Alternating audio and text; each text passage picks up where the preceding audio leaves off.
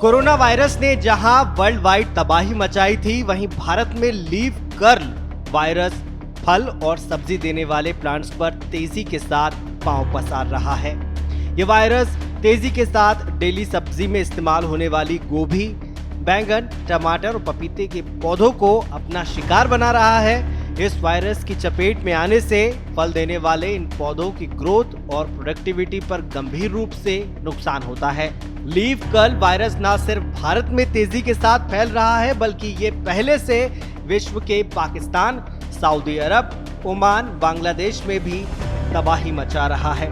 अब इंडिया में तेजी के साथ अपने पैर पसार रहा है। हालांकि इन वायरस की चपेट में आने वाले इन प्लांट्स पर उगने वाले फल और फ्रूट्स के सेवन से मानव जीव के शरीर पर कोई खास नुकसान नहीं होता, लेकिन प्लांट्स पूरी तरह से इम्यूनिटी लेस हो जाते हैं, जिनमें पौष्टिक तत्व खत्म हो जाते हैं।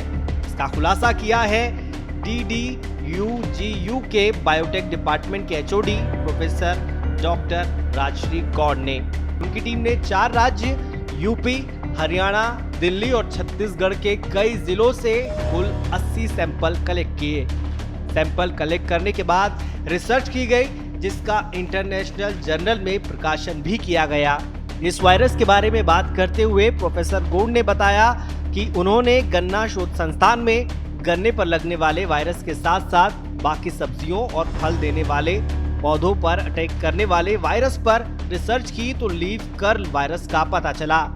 ये भारत में ज्यादा तेजी के साथ फैल रहा है, जो गोभी, बैंगन, टमाटर और पपीते के पौधे पर तेजी के साथ 80 से 100% तक प्रोडक्टिविटी को नुकसान पहुंचा रहा है।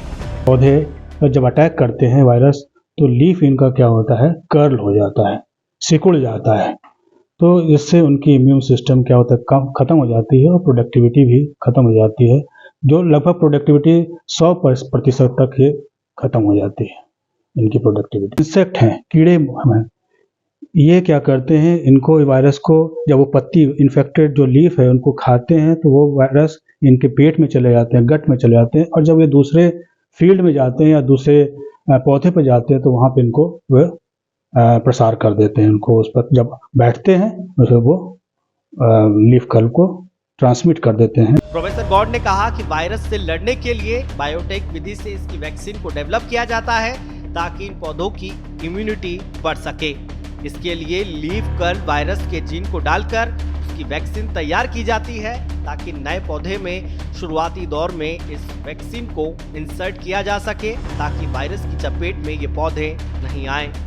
तो जो ट्रांसजेनिक प्लांट डेवलप किया जा रहा है, कई देश के या विदेशों के जो लैब हैं उसमें किया जा रहा है, और नई वैरायटी डेवलप किया जा रहा है जो कि वायरस रेजिस्टेंस होगा, वायरस के साथ वो लड़ सकेंगे वो पौधे, और बहुत सारे से इनको मॉडिफाइड कर दिया रहा है, जीन रेजिस्टेंस डेवलप किया जा रहा है, और वो नई वैरायटी हम डेवलप कर सकते हैं। बहरहाल सरकार को इस खतरनाक वायरस से फसलों को बचाने के लिए युद्ध स्तर पर वैक्सीनेशन करना चाहिए, ताकि किसानों को होने वाले नुकसान को कम किया जा सके। ब्यूरो रिपोर्ट, श्रेष्ठ यूपी। उत्तर प्रदेश की हर खबर से अपडेट रहने के लिए श्रेष्ठ यूपी को करें सब्सक्राइब, बेल आइकन दबाएं और देखते रहें श्रेष्ठ यूपी।